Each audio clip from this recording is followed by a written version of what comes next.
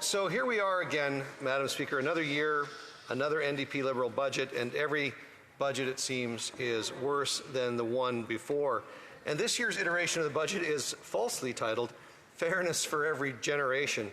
The title is ironic because after 9 years of this government, virtually every generation in this country is worse off. As a matter of fact, Madam Speaker, I can't think of a single demographic other than Liberal insiders that is better off in 9 years. Our youth can only dream of affording a home after this government has allowed a housing shortfall, and according to the Parliamentary Budget Officer, we would need to build 1.3 million homes to basically close the housing gap. Both renters and homeowners are struggling to pay their bills after the cost of housing has been allowed to double under the leadership of this Prime Minister.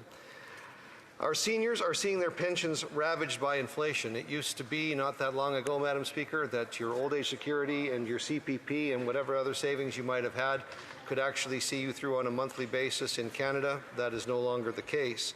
This government has directly driven up that inflation, making life unaffordable by its continuation of overspending.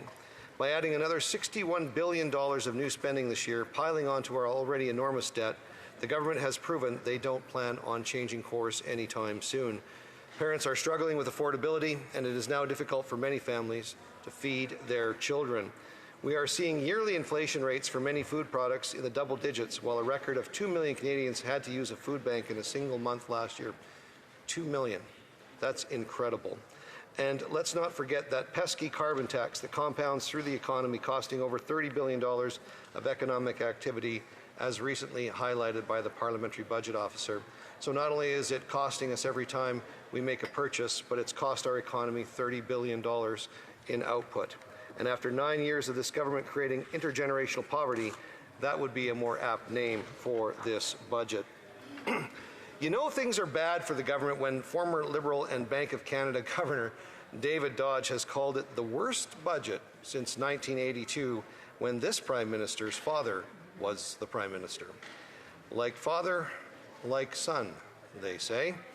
Instead of cutting back spending, this government has continued to be irresponsible and is spending money that Canadians no longer have. This has forced the Bank of Canada to raise interest rates. The cost to service the debt is now $54.1 billion. One must wonder what $54.1 billion could have been spent on instead of debt servicing. Like many Liberal bills, this budget has been turned into an omnibus bill to push forward strange and unusual requests that have little to do with budgets or measures that are so controversial, if they were tabled and on their own, they wouldn't likely get the support of this chamber. And this year's boondoggle is the new tax on capital gains, a direct attack on business owners. It is only after Conservatives pushed back that the government here relented and put the capital gains changes in a separate bill. And Madam Speaker, I actually chalk this up to just pure incompetence as this government continues to wedge, stigmatize and divide Canadians and have open class warfare in our tax system. This government claims that this change will bring fairness into the tax system, essentially to target the richest 0.13%. Nothing could be further from the truth. What they conveniently ignore is how this tax will likely impact and only impact middle-class Canadians. This includes tradesmen, farmers who are worried about the succession of their family farms, and small business owners who worry that it may not be worth growing their businesses in Canada anymore after these changes. And the immigration stats are proving this to be true. And these are not your typical one-percenters, Madam Speaker. In fact, it won't be any of the one-percenters at all. These are our neighbours, these are our friends and family members. These are people who put food on our table, build our homes, and those industrious small business owners that employ people in our local communities, meanwhile sponsoring the T-shirt for your kid's soccer team. There is little worse in business than uncertainty. Natural health products are only a small part of what's wrong with this bill and with industries across Canada. Small businesses are closing across our country, yet instead of supporting our entrepreneurs, this government uses every budget it has to target them. We need a budget that empowers small business owners instead of penalizing them. In essence, don't buy into the budget title.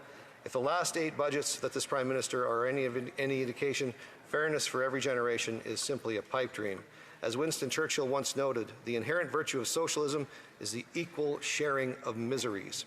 If by promoting fairness this government means promoting intergenerational poverty, then in their own way, I guess they're fair, but nobody, absolutely nobody, is better off. Only Conservatives can restore Canada's fiscal house to order. Instead of saddling Canadian families, tradesmen, small enterprises, and entrepreneurs with ever-growing regulation and taxation, we will axe the tax, build the homes, fix the budget, and stop the crime. Canada has a vast and untapped economic potential, and it's time for a Conservative government to unleash that potential. Thank you, Madam Speaker.